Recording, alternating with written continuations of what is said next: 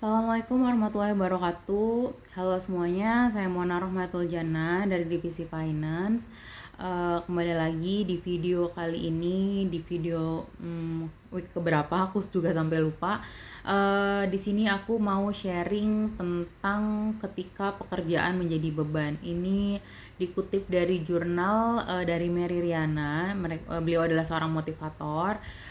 Di sini aku mau menjelaskan, mau sharing motivasi-motivasi kecil ketika pekerjaan yang kita rasakan itu menjadi beban. Mungkin ada yang sering dengar quotes ini, peliharalah tempat bekerjamu, jaga nama baiknya, sekalipun tidak membuatmu kaya tapi bisa membuatmu hidup.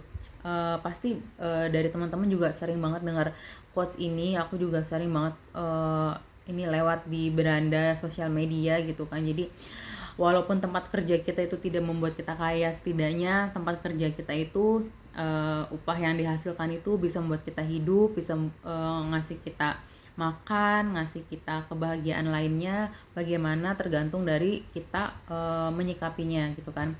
Nah, di sini apa yang kita rasakan terhadap pekerjaan sangat mempengaruhi kebahagiaan kita. Bagaimana enggak gitu, karena kita 50% lebih, malah lebih dari 50% itu waktu dihabiskan di dalam pekerjaan, dari pagi sampai sore, besoknya kayak gitu lagi. Untuk aku pribadi, waktu aku banyaknya di tempat kerja, jadi rumah itu cuma buat tempat istirahat karena paginya aku harus bekerja lagi.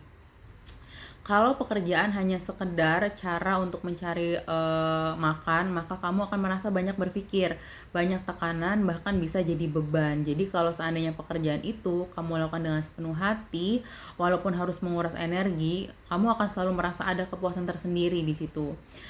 Apapun pekerjaan kamu, ingat, kerjakan sesuatu karena bermakna, bukan hanya asal kerja. Karena bekerja bukan hanya sekedar mencari nafkah, tapi bekerja adalah bagian dari ibadah juga gitu kan. Kita juga sering dengar bahwa manusia itu harus bergerak, manusia itu juga harus bekerja untuk bisa hidup, karena itu adalah salah satu ibadah yang dilakukan bukan hanya dengan kesungguhan, tapi juga dengan penuh keikhlasan. Jangan dilihat itu sebagai kewajiban, tapi lihatlah itu sebagai bentuk pelayanan.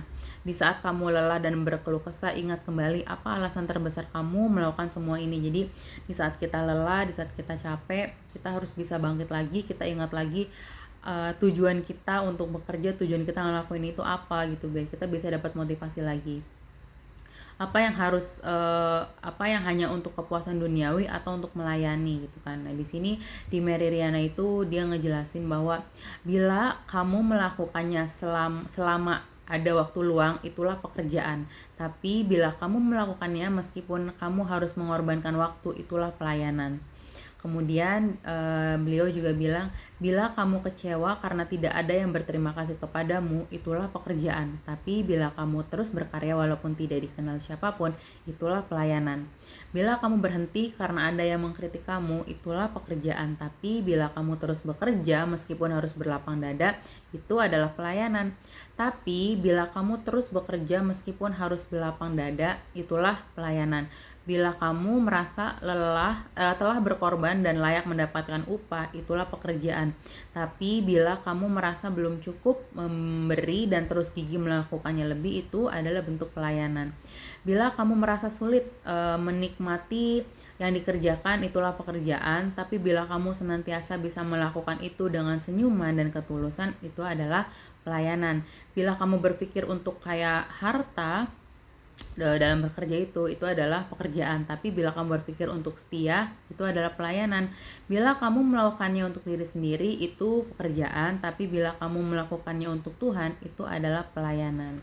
Tempat kamu bekerja mungkin memang tidak sempurna, tapi semua itu tergantung bagaimana kamu menyikapinya gitu kan. Jadi di sini kita lebih bisa harus ikhlas, lebih seberat apapun beban pekerjaan yang kita tanggung, kita alamin. Kalau kita bekerjanya itu ikhlas karena ibadah, terus kita juga emang mau maju, kita mau bekerja keras gitu kan, itu pasti bakalan ada jalan untuk menemukan kebahagiaan di dalam sebuah pekerjaan.